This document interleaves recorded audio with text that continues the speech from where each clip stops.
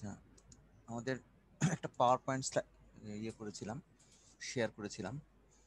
তো ওখানে আজকের টপিকসটা ছিল সিগন্যাল ফ্লো গ্রাফ। এটা গত বছরের লেকচার 23 অংশ এবং পোজার হচ্ছে রেফারেন্স। তো এটা এখানে ছোট দেখা যাচ্ছে, পোজার থেকেও দেখাবো। এখানে যেটু বড় করে দেখাই। আচ্ছা, preliminary components of A signal flow graph. Signal flow graph হচ্ছে নেটওয়ার্কের জন্য প্রয়োজনীয় একটা গ্রাফ, যেটাকে বলা হয় সিগন্যাল ফ্লো গ্রাফস। এটা মেইন দুটো কম্পোনেন্ট, একটা হচ্ছে নোড আর একটা হচ্ছে ব্রাঞ্চ। তোমরা নেটওয়ার্কের ক্ষেত্রে নোড আর ব্রাঞ্চ মোটামুটি জানো, যে পয়েন্টগুলা যেগুলোকে ধরা হয় সেই পয়েন্টগুলো হচ্ছে নোড, আর এই ছোট ছোট শাখা প্রশাখাগুলো যেগুলো আছে ওগুলো হচ্ছে ব্রাঞ্চ। তো প্রথমে এরা নোডকে ডিফাইন করেছে, each port I of a microwave network has two nodes. এখানে আবার পোর্ট বলা হয়েছে। পোর্ট মানে যে এখান থেকে যে সিগন্যাল ঢুকছে সেখানে একটা পোর্ট থাকবে, আবার এদিক দিয়ে যে সিগন্যাল বেরোচ্ছে আরেকটা পোর্ট থাকবে। তার মানে এটা হচ্ছে টু পোর্ট নেটওয়ার্ক। আমরা যেমন একটা এস প্যারামিটার বের করছিলাম গতদিন, এই সরি, হ্যাঁ এস প্যারামিটারই বের করছিলাম, S11 S12, এটা টু পোর্ট নেটওয়ার্ক ছিল। তো এরকম যে কোনো একটা পোর্টের দুটো নোড থাকবে। Each port of micro network has two nodes. ঠিক আছে, তাহলে এটা একটা নোড, এটা একটা নোড। ওয়েল, যেমন যেটা এন্টারিং, এখানে এন্টার করছে সিগন্যাল যেখানে, সেখানে পোর্টটা হচ্ছে আই, তাহলে এটা দুটো নোড। এবং নোড বিআই, যেটা থেকে তোমার is identified with wave reflected from port I. আচ্ছা, তার মানে এআই আর বিআই হচ্ছে তোমার এই দুটো নোড। এটা যদি আরেকটু বড় করো, এটা এটা হচ্ছে এ আই বা A1, আর এটা হচ্ছে বিআই বা B2। এদিক দিয়ে সিগন্যাল ঢুকছে, এদিক দিয়ে সিগন্যাল ব্যাক করতেছে, সিস্টেমে ঢুকছে এবং সিস্টেম থেকে ব্যাক করতেছে এই পোর্ট থেকে। তাহলে প্রত্যেকটা পোর্টের সাথে দুটো করে নোড আইডেন্টিফাই করা যায়। তাদেরকে সাধারণত সংজ্ঞা অনুযায়ী এ দিয়ে, এ আর বি দিয়ে রিপ্রেজেন্ট করা হয়। আচ্ছা, এরপরে হচ্ছে the voltage at a node is equal to the some of the signals entering the node. ঠিক আছে, নোডে যতগুলো ভোল্টেজ ঢুকতেছে তাদের যোগ করে টোটাল ইয়েটা পাওয়া যাবে, ভোল্টেজ পাওয়া যাবে। আচ্ছা, branch, branch is a directed path between two nodes. তাহলে এটা যদি তোমার এই যে এটা যদি আরেকটু বড় করো, signal flow graph, two port network যেটাকে আঁকছিলা ওইটারই করসপন্ডিং সিগন্যাল ফ্লো গ্রাফ হচ্ছে এইটা। ঠিক আছে, তো এইখানে তোমার বলা হয়েছিল কি A1 ছিল, B1 ছিল, সেই A1টা হলো এটা, B1টা হলো এটা। তাহলে এই দুটা মিলে পোর্ট, পোর্টের জন্য নোড হচ্ছে A1 আর B1। এদিকে আরেকটা পোর্ট যার জন্য নোড হচ্ছে B2 আর সরি হ্যাঁ B2 আর A2। এখন এই দুটা নোডের মধ্যবর্তী যে সংযোগকারী ইয়া রেখা, সেটাকে আমরা বলবো একটা ব্রাঞ্চ। তাহলে A1 আর B1 এর মধ্যে একটা ব্রাঞ্চ হবে, আবার B1 আর B2 আর A2 এর মধ্যে একটা ব্রাঞ্চ হবে। সিমিলারলি A1 আর B2 এর মধ্যেও কিন্তু আরেকটা ব্রাঞ্চ হবে, আবার B1 আর A2 এর মধ্যেও আরেকটা ব্রাঞ্চ হবে। তো সেম সেম যদি থাকে, 1 1 থাকে, তাহলে এটা S11 বলবো। আর A1 আর 2 এর মধ্যে হলে S21 বলবো। আর এ মানে যদি প্রথমটা এ হয় আর পরেরটা বি হয় তাহলে এটাকে বলবো 2 1। আর প্রথমটা যদি এ হয়, দ্বিতীয়টা বি বি হয়, মানে A2 যদি হয় তাহলে, আর এটা B1 হয় তাহলে B1 এর আগে বলবো S12 বলা হবে এটাকে। এগুলো হচ্ছে সংজ্ঞা ধরনের। তো every branch has an associated scattering parameter or reflection coefficient. প্রত্যেকটা ব্রাঞ্চের একটা রিফ্লেকশন কোএফিসিয়েন্ট থাকবে। তো at this point it is useful to consider the flow graph of an arbitrary এটা ছবি দিছে আমি যেটা বললাম, এটার ব্যাখ্যা করছে ওয়েভ অফ, এখানে যখন ব্যাখ্যাটা হচ্ছে এ ওয়েভ অফ অ্যামপ্লিটিউড A1, কোনো একটা ওয়েভ যদি যাচ্ছে তার অ্যামপ্লিটিউড যদি A1 হয়, ইনসিডেন্ট অ্যাট পোর্ট 1, পোর্ট 1 দিয়ে যে ঢুকছে সেটা কি দুই ভাগ হবে না? একটা ভাগ যাবে B1 এর দিকে আর একটা ভাগ যাবে B2 এর দিকে। সেটা বলা হয়েছে wave of amplitude A1 incident at port 1 speed with part going through S11 দিয়ে চলে যাবে B1 এর দিকে, আর output port S1 as a reflected wave. আর এর মধ্যে একটা রিফ্লেক্টেড ওয়েভ থাকবে and part transmitted through S21 to node B2, আর এটা চলে যাবে B2 তে। ঠিক আছে, তাহলে এখানে কোন জিনিসটা ইয়ে থাকলো, অজানা থাকলো, যে a wave of amplitude A1 incident at port 1 is split with part going through S11 and output as one as a reflector wave and part transmitted through S21 to node B2. তাহলে আপাতত মনে রাখো S11 দিয়ে তোমার B1 এ যাচ্ছে আর S21 দিয়ে চলে যাচ্ছে B2 তে। আচ্ছা, এখন এট নোড B2 ওইদিকে ডান দিকেরটা, B2 হলো তোমার এইটা উপরেরটা। At node B2 the wave goes out of port 2, এখান থেকে যেটা বের হচ্ছে, if a load with non-zero reflection coefficient is connected at port 2, মনে করো এখানে একটা non-zero load আছে connected, this wave will be at least partly reflected and re-enter the port network at node A2, তাহলে কিছু অংশ A2 তে reflect হয়ে ব্যাক করবে। মানে এখানে মনে করো একটা লোড আছে, তাহলে নন জিরো লোড বা মিসম্যাচ লোড, তাহলে কিছুটা অংশ এখান থেকে রিফ্লেক্ট করে এদিকে আবার 2 তে ব্যাক করবে। So this wave will be at least partly reflected and re-enter the two-port network at node A2. Part of this wave can be reflected back out to port 2 via S22. তার আবার একটা অংশ 2 তে চলে যাবে S22 দিয়ে, ঠিক আছে, এটা বলা হয়েছে। And part of this wave can reflect back to port 2 and part out can be transmitted out port 1 through S1. আবার এই দিক দিয়ে কিছু অংশ আবার S12 তে চলে যাবে। তাহলে এখানে যেটা রিফ্লেক্ট হচ্ছে সেটা দুটো অংশে ভাগ হবে, একটা চলে যাবে B2 তে আর একটা চলে যাবে B1 এ। সিমিলারলি এখান দিয়ে যেটা ঢুকছে সেটাও দুই ভাগ হবে, একটা চলে যাবে B1 এ আর একটা চলে যাবে B2 তে।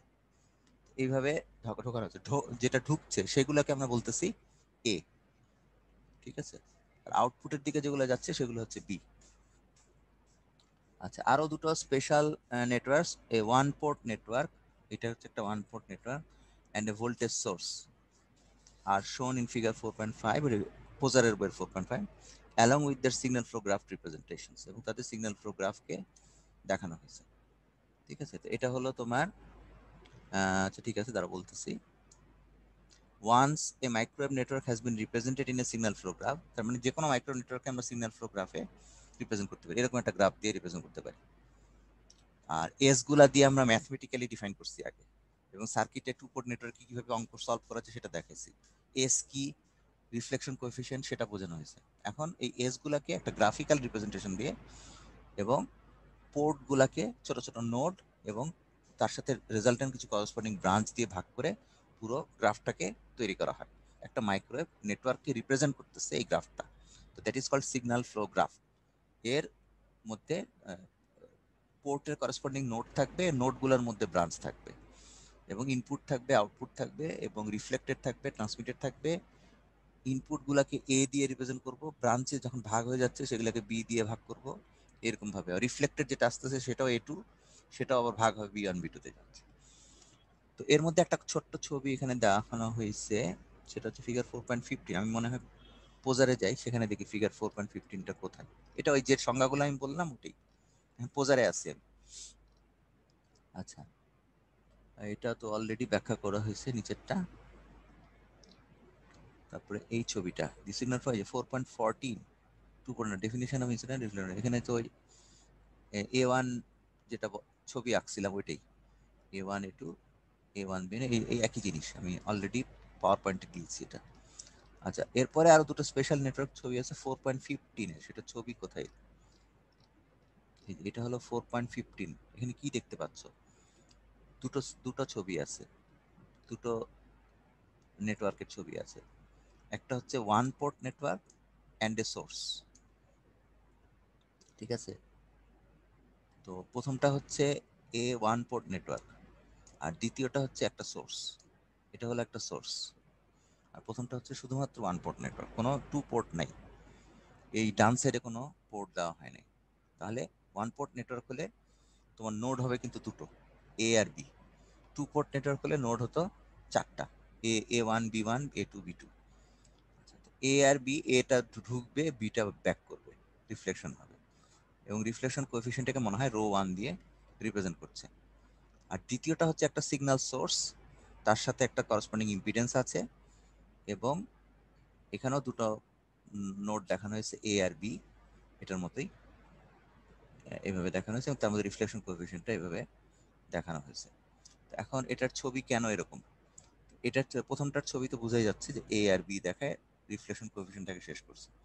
পরেরটায় দেখাচ্ছে যে এ ব্যাক করতেছে, ব্যাক করে আবার বিটা ট্রান্সমিট হয়ে যাচ্ছে, এখানে একটা রিফ্লেকশন কোএফিসিয়েন্ট হয়ে দেখাচ্ছে। এটা হচ্ছে তোমার ইয়েটা,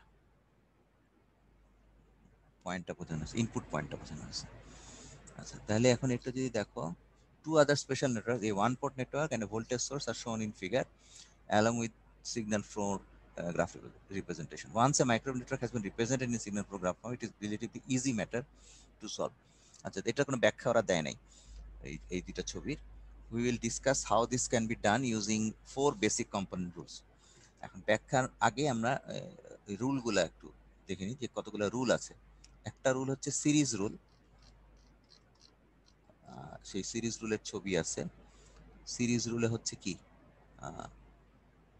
এইটা মনে করো একটা পয়েন্ট, এটা একটা পয়েন্ট, মাঝখানে ব্রাঞ্চটা এস এ এবং এস বি। তাহলে এই দুটা পয়েন্টের মধ্যবর্তী ইয়েটাকে আমরা এই এস এ আর এস বির যোগফল হিসেবে দেখাতে পারি। ঠিক আছে, মনে করো প্যারালাল সার্কিটের মতো জিনিসটা। ভি ওয়ান আর ভি টুর মাঝখানে দুটো পাথ আছে, দু ধরনের ব্রাঞ্চ আছে। এই দুটো ব্রাঞ্চ যদি থেকে থাকে তাহলে এই ওয়ান আর টুর মধ্যে দুটো ব্রাঞ্চের যোগফল হিসেবে রিপ্রেজেন্ট করতে পারি। এটাকে বলা হয় সিরিজ রুল। আচ্ছা, আর নাকি উল্টা বললাম, সরি, আমি উল্টা বলছি, সরি। সিরিজ রুলটা হচ্ছে উপরেরটা, সিরিজ সার্কিটের মতো, যেটা এখানে একটা নোড আছে ভি ওয়ান, এখানে একটা ভি টু, এখানে একটা ভি থ্রি। তাহলে ভি ওয়ান আর ভি টুর মধ্যে এস প্যারামিটারটা হচ্ছে এস টু ওয়ান, টু আর থ্রির মধ্যে প্যারামিটার হচ্ছে এস থ্রি টু। তার মানে কি, এস ওয়ান টু ওয়ান একটা ব্রাঞ্চ, থ্রি টু আর একটা ব্রাঞ্চ, দুটা ব্রাঞ্চ একটা একটার সাথে সিরিজে আছে। তো সিরিজ রুল বলবে যে ওয়ান আর টুর মধ্যে যদি এস টু ওয়ান হয়, টু আর থ্রির মধ্যে থ্রি টু হয়, তাহলে ওয়ান আর থ্রির মধ্যে কি হবে, মধ্যে হবে এই দুটার গুণফল, S two one into S three two. এটাই হবে ব্রাঞ্চটার এস প্যারামিটার, মাঝখানের এস প্যারামিটার। তো দিস ইজ সিরিজ রুল। এই রুলটা হচ্ছে সিরিজ রুল। ঠিক আছে, আর নিচে আর একটা প্যারালাল সার্কিটের মতো আছে, যে ভি ওয়ান আর ভি টুর মধ্যে দুটো আলাদা আলাদা ব্রাঞ্চ আছে, এস এ এবং এস বি। তখন হচ্ছে এস এ আর এস বির যোগফল হিসেবে এটাকে রিপ্রেজেন্ট করা হবে।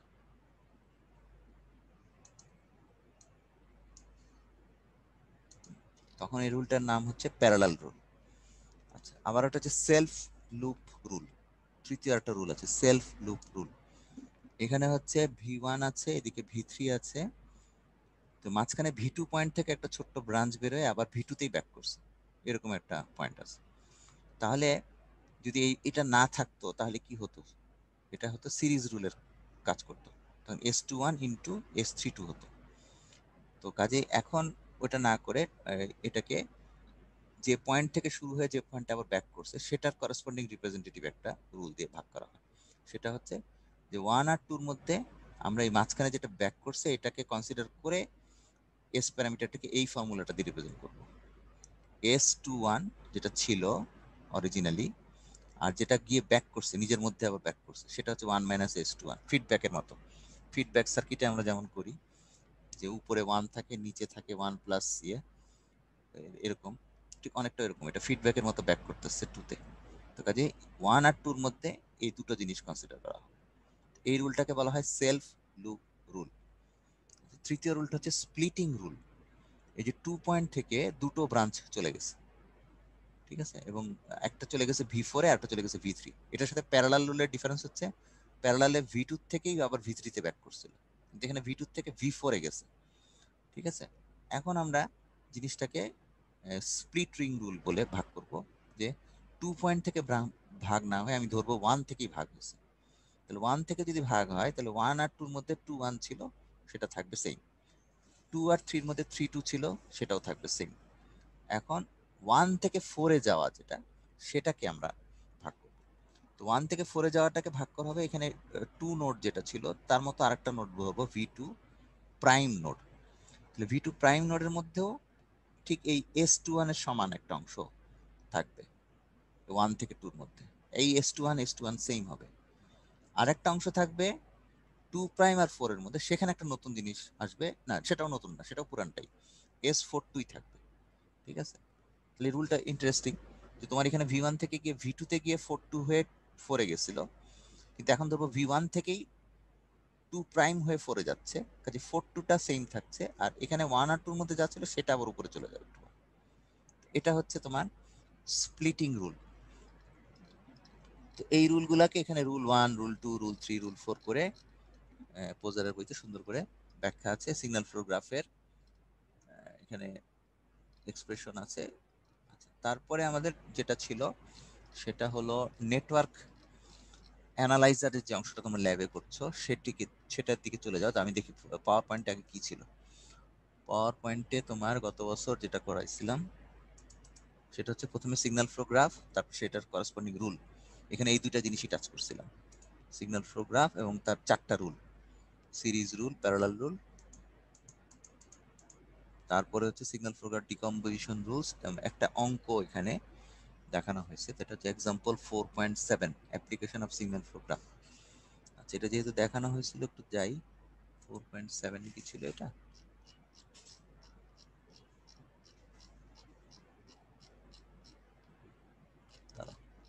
নিচেরটা কত ফিগার, রুলে চলে গেল। 4.7, এই যে এটা ফিগার 4.17 একটা ফিগার আছে, ছবি আছে, সার্কিট আছে। সার্কিটটা হচ্ছে এখানে সিগন্যাল ভোল্টেজ শুরু করছে, এখানে সিরিজ সার্কিট একটা আছে। তার মানে কি, এটা হচ্ছে তোমার প্রথম যেটার একটা এক্সাম্পল দেওয়া হয়েছিল যে 1 পোর্ট নেটওয়ার্ক যেটার মধ্যে সোর্স আছে ওইটা। তারপর এখানে একটা মাঝখানে 2 পোর্ট নেটওয়ার্কের একটা পয়েন্ট দেখানো হয়েছে, যেটার এই সাইডে হচ্ছে লোড আছে জেডএল। আচ্ছা, এখন বলছে কি হচ্ছে, এটাকে বলছে রিফ্লেকশন ইন এর এক্সপ্রেশন এবং রিফ্লেকশন আউট এর এক্সপ্রেশন বের করতে বলছে। তো রিফ্লেকশন আউট হচ্ছে এখানে, আর রিফ্লেকশন ইন হলো এখানে। আচ্ছা, the signal flow graph circuit is shown in figure 4.18। এটার সিগন্যাল ফ্লো গ্রাফটা ফার্স্টে আঁকতে হবে। এটা হচ্ছে ফিগার 4.18 এ আঁকা হয়েছে। তো এটা ছিল অরিজিনাল সিগন্যাল সোর্স। আচ্ছা, এখন তুমি দেখো ওই একটু আগে আমরা যেটা এইখানে দেখানো হয়েছিল, একটু দ্বারা ডিকম্পোজিশনের আগে ছিল, কোথায় গেল, একটু দাঁড়াও, এটা তো বেসিকটা। তারপর এই যে এটা সিগন্যাল, নাকি এটা না, এটা তো রুলগুলা। রুলের আগে আর একটা ছবি ছিল না, ছোট করবো, সরি।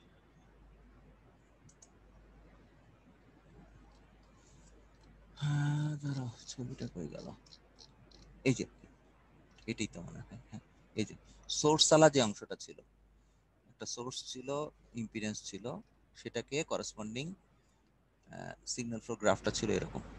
তার মানে যদি চিন্তা করো, সোর্সের এই পয়েন্ট থেকে ইনপুট ভিআই ছিল, তারপর এখানে একটা নোড, তারপর এখানে হচ্ছে তোমার রিফ্লেকশন কোএফিসিয়েন্ট ছিল রো, গামা বলতেছে, আমরা রো বলি এটাকে। এই দুটো পয়েন্টে ছিল এ আর বি। এটা হচ্ছে যেটা ব্যাক করতেছে, দ্যাট ইজ ইয়ার রিফ্লেকশন। আচ্ছা, আর ডান দিকে যেটা হচ্ছে ট্রান্সমিট করতেছে সেটা হচ্ছে বি। এই যে এইটা এবং এইটা, তার মানে সোর্স থেকে ইম্পিডেন্স হয়ে যখন যাচ্ছে তখন সেখানে ট্রান্সমিটেড অংশটাকে আমরা এইভাবে দেখাচ্ছি। এখানে আমি দুইটা নোড, হ্যাঁ দুইটা নোড দেখাচ্ছে, আর নিচেরটাও এই নোডটা থেকে ওদিক থেকে এসে এই নোডে ব্যাক করতেছে, এটা ব্যাক করতেছে, এটা এ। আচ্ছা, তাহলে আমরা যদি পার্টিকুলার 4.18 অঙ্কটার 19 নম্বরে যাই, 19 নম্বর ফিগারটাতে যাই, 18 অঙ্ক, সরি 17 অঙ্কের 19 নম্বর ফিগার। সেখানে এই যে এটা হচ্ছে ইনপুটটা, আর ফিগারটা ছিল, সিগন্যালটা ছিল এরকম ভিএস এবং জেডএস ছিল। ঠিক আছে, তাহলে এরকম একটা জিনিস যাবে এবং আচ্ছা, তাহলে দেখো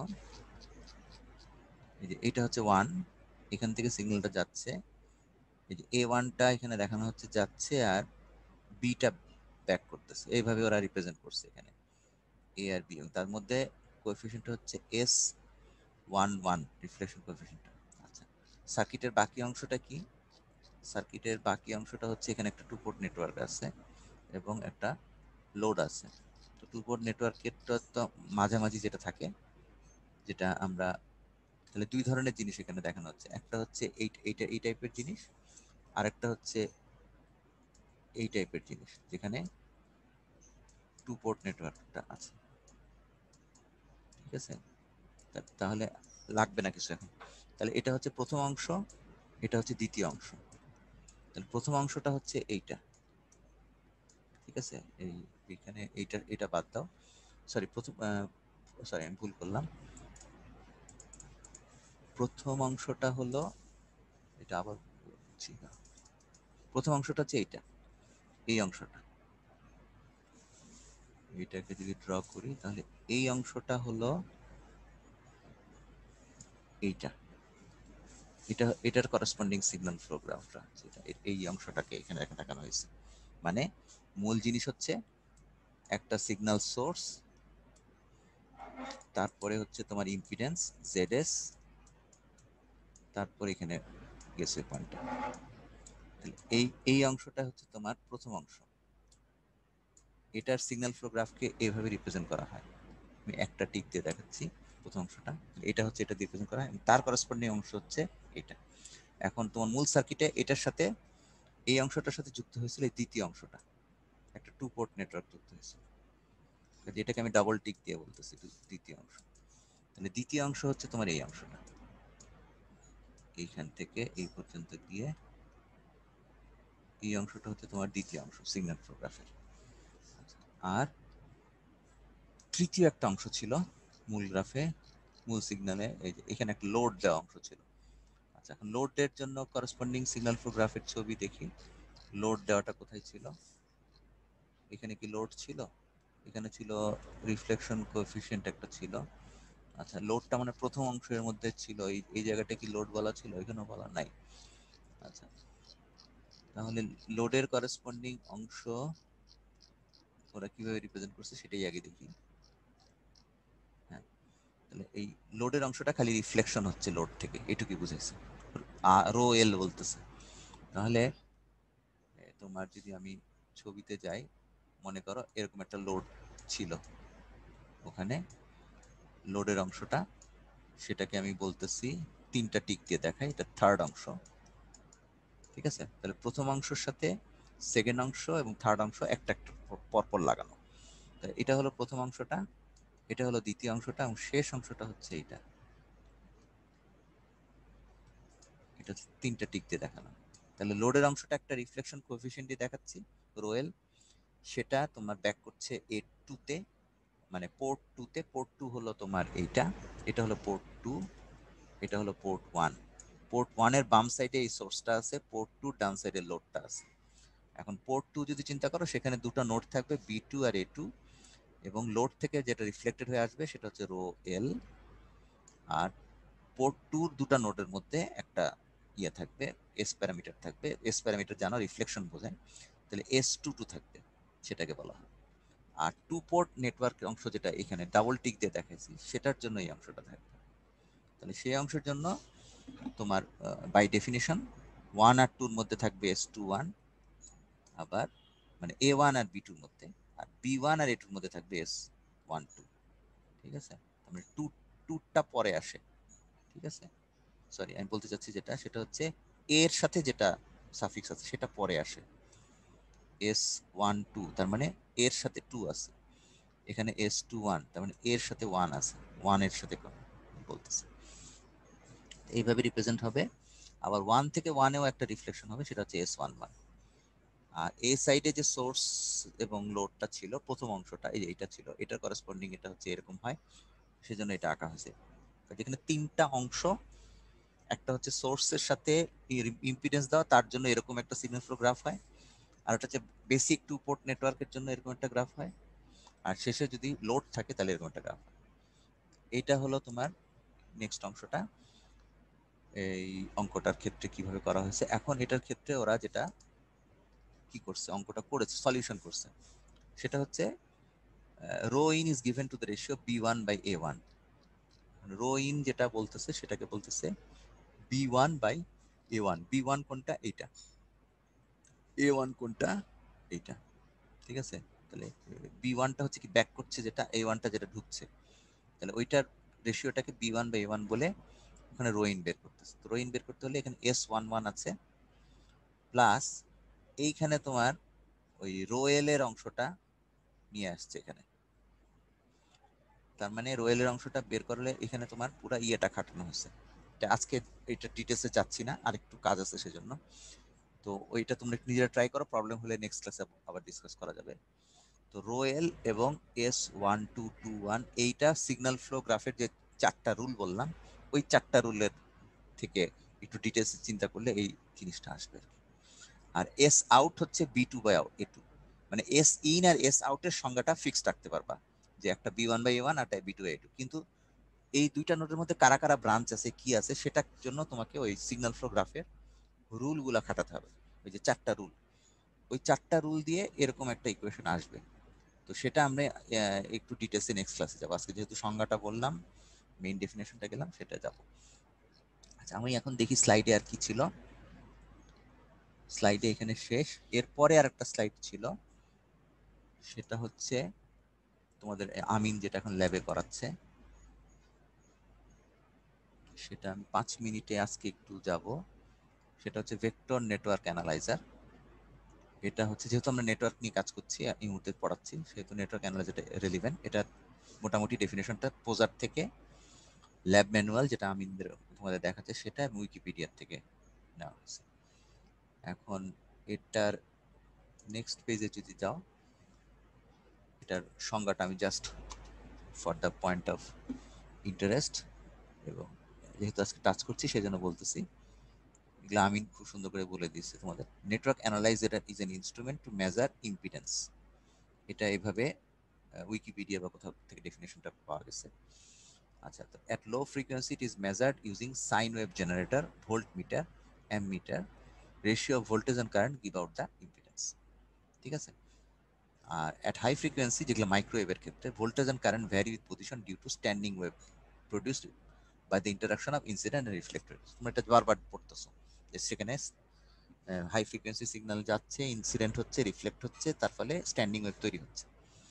তো সে কারণে ভোল্টেজ কারেন্ট ভ্যারি করে পয়েন্ট টু পয়েন্ট, যে জন্য ভিএসডব্লিউ আর তোমরা বের করো। তো VNA is use to measure the amplitude and phase difference between incident and reflected wave, ঠিক আছে। তাহলে একটা সিস্টেমে যে নোড নোড নেটওয়ার্কে যেটা ছবি দেওয়া হয়েছিল, প্রত্যেকটা পয়েন্টেই তোমার একটা ইনসিডেন্ট থাকবে, একটা রিফ্লেক্টেড থাকবে, যেখান থেকে তুমি এস প্যারামিটার গুলো ডিফাইন করছিল, ওয়ান ওয়ানের জন্য এস ওয়ান ওয়ান, ওয়ান টুর জন্য এস ওয়ান টু ইত্যাদি। তো এদের মধ্যে তোমার ভোল্টেজের রেশিওটাই তো রিফ্লেকশন কোএফিশিয়েন্ট। এখন ভোল্টেজ গুলোর মধ্যেও তো ফেজ ডিফারেন্স থাকবে, তাহলে ভোল্টেজের অ্যামপ্লিটিউডও থাকবে, ফেজ ডিফারেন্সও থাকবে। এই দুটো জিনিস মেজার করার জন্য ইউজ করা হবে ভেক্টর নেটওয়ার্ক অ্যানালাইজার। তাহলে আমরা যেহেতু ভিএনএ দিয়ে কি করছিলাম, এস প্যারামিটার মেজার করছিলাম, কিন্তু এস প্যারামিটারটা আসলে কি মিন করে, ভোল্টেজ এবং ভোল্টেজ, রিফ্লেক্টেড এবং ইনসিডেন্ট ভোল্টেজের ভাগফল বা ratio. Incident voltage, reflected voltage দুটোরই অ্যামপ্লিটিউডও আছে, ফেজও আছে। কাজে অ্যামপ্লিটিউডের রেশিও, ফেজের ডিফারেন্স, এই দুটোই কিন্তু ভিএন এর ক্যালকুলেশনে আসবে, এবং সেটাকে in terms of S parameter দিয়ে হিসাব করা হবে। এবং কার কার করা হবে, ভেরিয়াস মাইক্রোওয়েভ কম্পোনেন্টস, মাইক্রোওয়েভ সিস্টেমের সাথে যুক্ত কম্পোনেন্টগুলো, যেমন কেবলের, ফিল্টারের, সুইচের, পাওয়ার স্প্লিটারের, আইসোলেটরের ইত্যাদি। এবং এটা তোমাদের একটা ছবি দেখানো হয়েছে ল্যাবের ভিডিওটার, নিশ্চয়ই এরকম জিনিস দেখতে পাইছো তোমরা। আচ্ছা, কয় মিনিট আছে? আচ্ছা, 3 মিনিটে যাই। আচ্ছা, এখানে একটা উইকিপিডিয়া ডেফিনেশন আছে, এগুলো মুখস্থ করার কিছু নাই, জাস্ট কনসেপ্টটা ক্লিয়ার করবা। VNA is a 2 channel or 4 channel receiver টাইপের ডিভাইস, কিন্তু এটা designed to process the magnitude and phase of the transmitted and reflected wave, যেটা বললাম এস প্যারামিটার। RF সোর্স, এর মধ্যে কি কি থাকে, RF সোর্স থাকে, is usually set to sweep over a specified bandwidth, একটা স্পেসিফিক ব্যান্ডওয়াইথের মধ্যে সিগন্যালটাকে রাখে RF সোর্স। আর একটা থাকে 4 পোর্ট রিফ্লেক্টোমিটার, এগুলো ভিএন এর ভিতরে কি থাকে এগুলো বলতেছে। এটা রিফ্লেক্টোমিটারের কাজ হচ্ছে samples the incident, reflected and transmitted RF waves, এবং যেখানে একটা switch allows the network to be driven from either port 1 or port 2।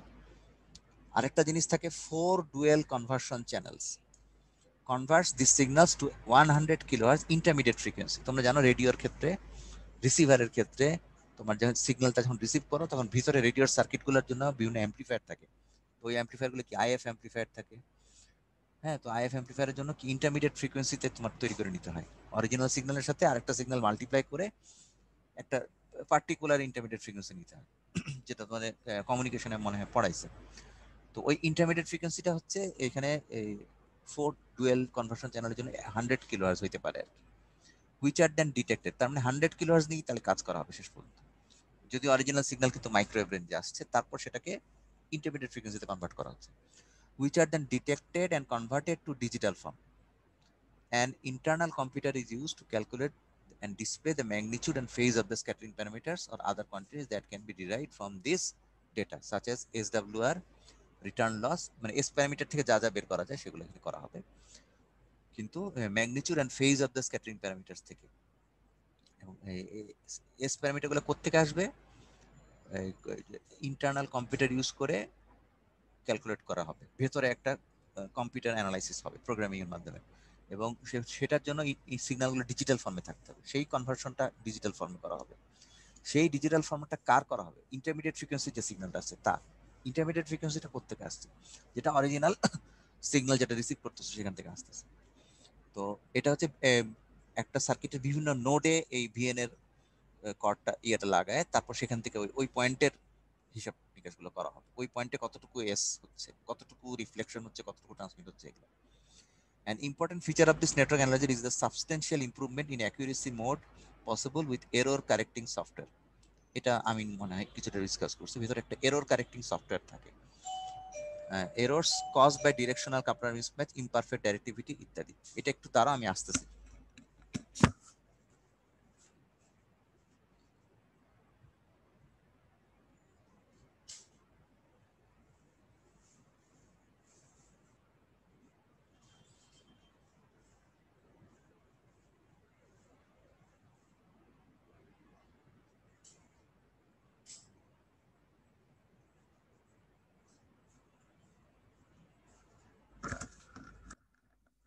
আচ্ছা, আমার এই এটার জন্য যে ডেডিকেটেড টাইম, এটা আগামী ক্লাসে আবার বলি। ওই যে ব্রাঞ্চের ব্যাপারটা আর ভিএনএ নিয়ে আর একটু ডিটেলস তাহলে নেক্সট ক্লাসে ডিসকাস করব। আজকে এটা বেশি হয়ে যাচ্ছে তোমাদের জন্য, তাহলে আমি এটা মানে কনসেপ্টটা ক্লিয়ার হবে তাহলে নেক্সট দিন আবার পড়ালে। আচ্ছা, তো এখানে এখন আমি যেটা বলবো, যেটা তোমাদের কুইজের মার্কসের ক্ষেত্রে গতদিন কয়েকজন বলছিলা যে তাদের সমস্যা ছিল, তো সেটার সাথে সাথে সময় আমি সবারটাই চেক করেছি, প্রত্যেকের খাতায় আমি আলাদা আলাদা চেক করছি, ইনক্লুডিং ওই দিন যারা বলছিলা তাদেরগুলোও চেক করছি আবার। একজনেরটা তো মার্কস দিছিলাম, অন্যদেরটা দেওয়া হয়নি, তো ওইটা আমি এখন একটু রিপোর্ট করছি তোমাদের যে কি অবস্থা। রোল 1 কি আছো?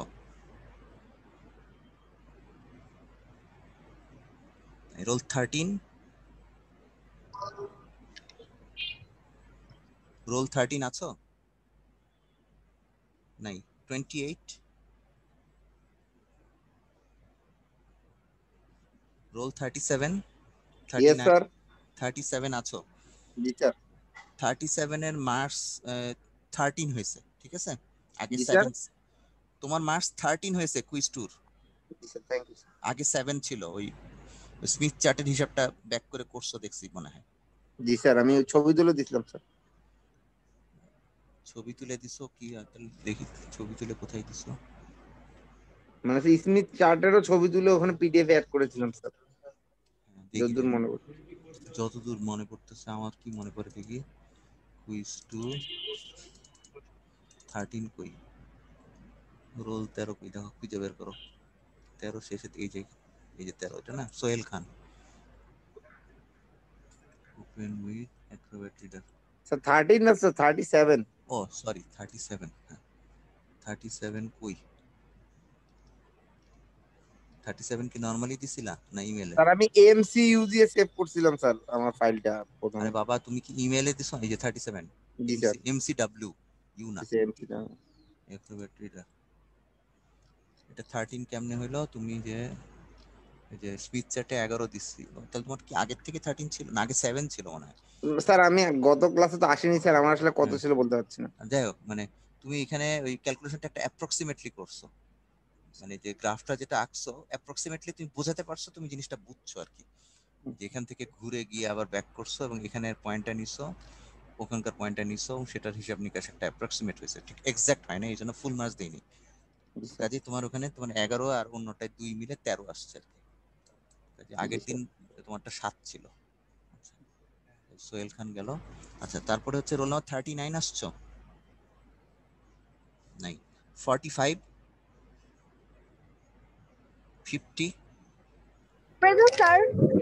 আচ্ছা, 50 যা ছিল তাই আছে, রোল 11 পয়সা 11 আছে। আচ্ছা, 53 আসে নাই। স্যার 45। 45 এর মার্কস হচ্ছে 5 ছিল, খাতা দেখবা? দেখছিলা? 45 45 কি খাতা দেখবে?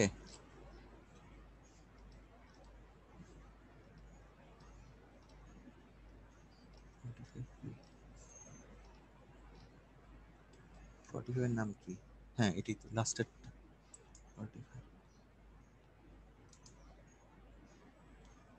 45 এর এখানে তোমার, তুমি একটা ইকুয়েশন লিখে রাখছো, কোনো হিসাব নিকাশ করো নাই, খালি জেড এলটা হিসাব করছো, স্মিথ চার্ট কিচ্ছু নাই।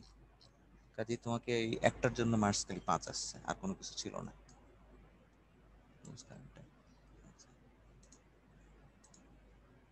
তারপরে হচ্ছে রোল নাম্বার 60, 73, 67, 73, ইয়েস স্যার। 73 কি পরীক্ষা দাও নাই? না স্যার। আচ্ছা আচ্ছা, তারপরে হলো রোল নাম্বার 90। Yes sir. তোমার এই যে ওই সিস্টেমে করছো, কাজে ওইটা দেখে চেক করে এখন 18 আর কি marks. Sir thank you sir. 94 নাই। ইয়েস স্যার আছে স্যার। 94 এর মার্কস হচ্ছে 18, ওই একই সিস্টেমে। তারপর আচ্ছা স্যার। 95, yes sir. 95 তো 20 ছিল, 20 আছে। 97 ইয়েস স্যার। তোমার ওই সিস্টেমে মনে হয় 18 হয়েছে। Thank you sir. তারপর 106 ইয়েস স্যার। তোমার তো 7 কুইজে মার্কস। 114, জি স্যার। আচ্ছা 114 এর সমস্যা হলো, 114 কই এখানে দেখি তো। 114, 114 কি স্মিথ চার্ট দিছিলা? না স্যার। দাও নাই? আচ্ছা, স্যার লিখছিলাম কথা। স্মিথ চার্ট টিচার কিছুই দাও নাই, কাজে তোমার ওই 5 মার্কস এই রোল 45 এর মতো। আচ্ছা, তারপর 119 ইয়েস স্যার। তোমার 7, 125 ইয়েস স্যার। তোমার 13 ছিল, 131 7 আসছো, 31 আসে নাই। 141 প্রেজেন্ট তোমার স্যার। তোমার হচ্ছে 5 কুইজে। আচ্ছা, 150 প্রেজেন্ট স্যার। তোমার তো কথা বলছিলাম মনে 7। জি। 152 16 এটা বলা প্রেজেন্ট হয়েছিল। স্যার। 160 160 আসে নাই। তো 177 আসে নাই। 180 প্রেজেন্ট স্যার। তোমার হলো 16 কুইজে। 184 180 কই, 180 তো কুইজ দাও নাই, তাই না? জি স্যার। হ্যাঁ, তোমার মার্কস কেমনে বলি তাহলে? 180 হচ্ছে কুইজ দেয়নি। আচ্ছা, 184 আসছো? নাই। 185 ইয়েস স্যার। তোমার কুইজে 14। আচ্ছা, 186 আসে নাই। আচ্ছা, ওর ওই যে স্মিথ চার্টের ওই সমস্ত হয়ে 11 হয়েছে, স্মিথ ওই যে ওই অঙ্কটা ওইভাবে করছে 11 হয়েছে আর কি। 192 নাই। আচ্ছা, তাহলে হচ্ছে ইয়েস স্যার। 192 আসছো? তুমি জি কি স্যার। স্মিথ চার্ট দিছিলা? না স্যার স্মিচার দিন। এই জন্যই তো সমস্যা, কনফিউশন হয়ে যায়। 199 নাই। 205 ইয়েস স্যার। তোমার ওই যে ওই অঙ্কটা ওইভাবে মনে হয় করছো, এই জন্য 17 আসছে কুইজে শেষ পর্যন্ত। আচ্ছা, 208 ইয়েস স্যার। তোমার 11 কুইজে। তারপরে হচ্ছে এটা হলো 11-3 রোল নাম্বার মোস্তফা মহসিন আসে নাই। তারপর ফিরোজ রহমান, Yes, sir. ফিরোজ রহমানের কুইজে ওই সিস্টেমে 14 আসছে মার্কস। Thank you, sir. আচ্ছা, তারপর 75 আসে নাই, ওই সিস্টেমে 12 হয়েছে ওর। 114 বায়েজিদ আসে নাই। তারপরে মাঝারুল না মঞ্জুরুল, মঞ্জুরুল তো কুইজও দিচ্ছে না মনে হয়। তারপর 79,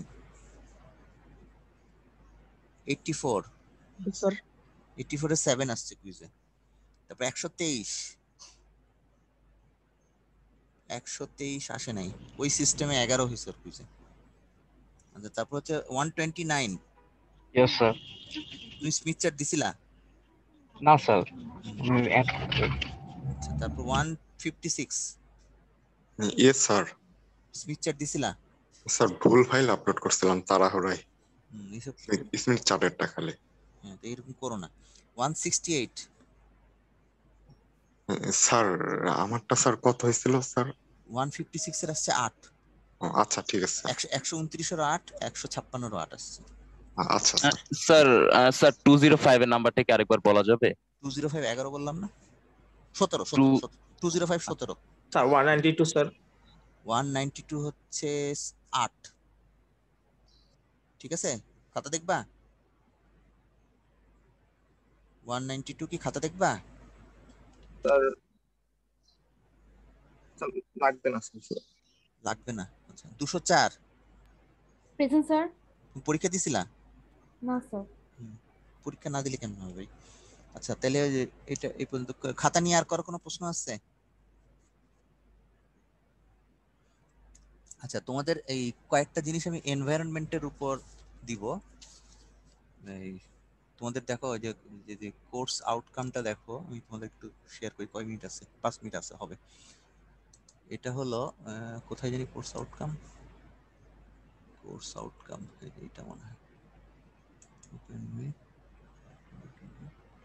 এখানে। একটু দাঁড়াও, ফাইল কই আছে? তোমাদের কোর্স আউটকামের মধ্যে 5 নাম্বারটা হচ্ছে analyse environmental and health issues. তো তোমাদের এই জিনিসটাই আমরা একটা অ্যাসাইনমেন্ট হিসেবে দিব।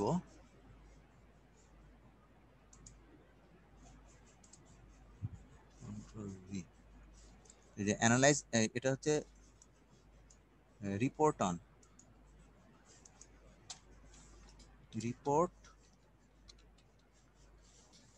অ্যাসাইনমেন্ট রিপোর্ট লেখো, assignment report on assignment report, এটা একটু লিখে নাও। Assignment report on analysis of environment and health. Report on analysis না বলে এখানে বলো যে কনসিডারেশন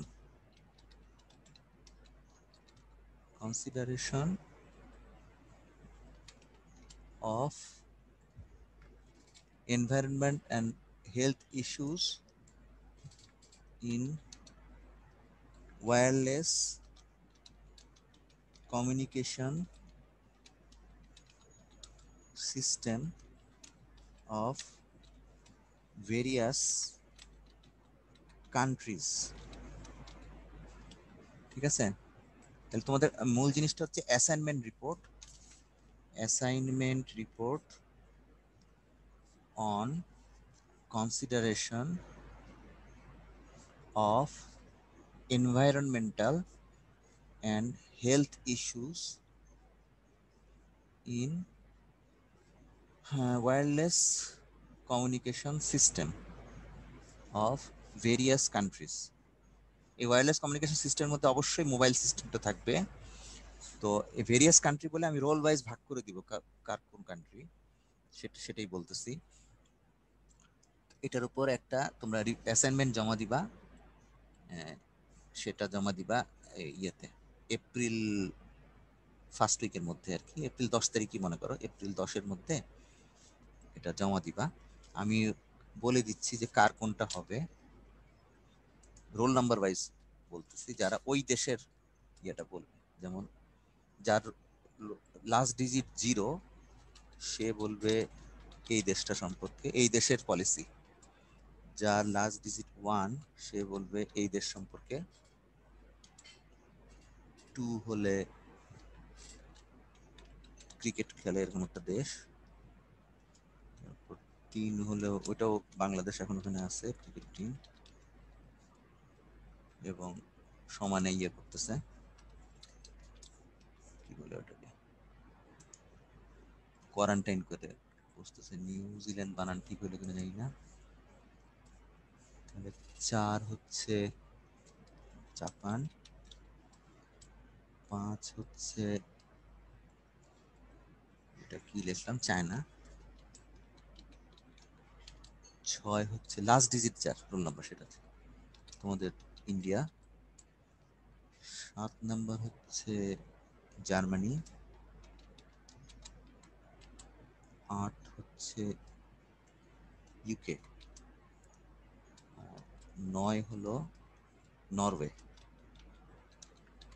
এই 10টা দেশের এনভায়রনমেন্টাল হেলথ ইস্যুকে কনসিডারেশন করার জন্য ওরা কি পলিসি নিছে সেগুলোর উপর 4 পৃষ্ঠার একটা রিপোর্ট লিখবা। ঠিক আছে, রিপোর্টটার অ্যালফাবেট সাইজ গুলো হবে, এবং এটা তুমি IEEE ফরম্যাটেও দিতে পারো, অন্য ফরম্যাটেও দিতে পারো। IEEE ফরম্যাটে দিলে তোমাদের লেখার স্টাইলটা ক্লিয়ার হবে, ওখানে 2 কলাম সিস্টেমে হয়। তো এটা তোমাদের সাথে শেয়ার করে দিব আমি ইয়াতে, কি বলে, গুগল ক্লাসরুমে। তো মোটামুটি ইস্যুটা হবে এরকম আর কি, assignment report on this one. এটা আমি কপি করে নিই, Ctrl+C। এখন কোনো ওয়ার্ড ফাইল পেলে ভালো হইতো, এটা তো PDF ফাইল, এটা হবে না। ও, তোমার কি শেয়ার দেখতে পাচ্ছিলা? জি স্যার। না, পিডিএফটার সাথে ঝামেলা করলাম, কি দেখতে পাচ্ছ? এটা কিসে ছিল, কিসে লিখতেছিলাম? পিডিএফটা সরাই দেওয়া যায় না? সরালে লেখাই চলে যাবে মনে হয়। রোজ কারেন্ট টাইম না আছে এখনো।